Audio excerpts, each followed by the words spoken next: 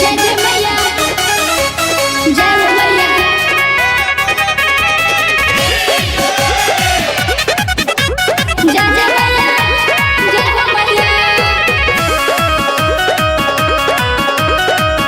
Music by Rakesh हो खता लड़ाई घरवा कैसे आई सुना गोलुआ के माई हो खता लड़ाई घरवा कैसे आई सुना गोलुआ के माई हो बतिया बुझलू न काहे सुन धनिया हमार बतिया बुझलू न काहे सुन धनिया हमार आगे साल करब दुनो जनी माई के पूजनमा फौजी मिलल मर दे तोहार आगे साल करब दुनो जनी माई के पूजनमा फौजी मिलल मर दे तोहार।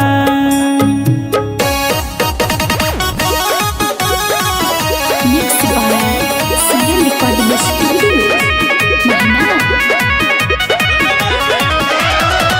कतन कहिला कवनो मिले ना उपाय हो भागी के आई में घरवा मिली है सजाए हो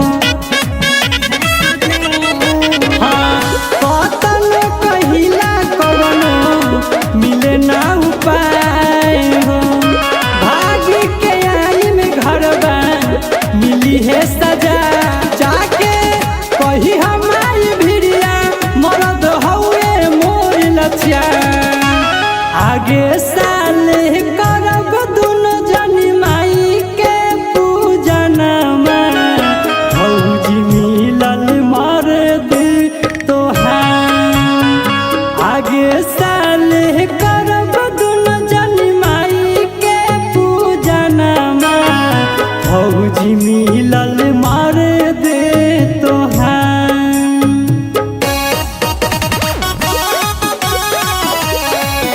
सीएम रिकॉर्डिंग स्टूडियो महना।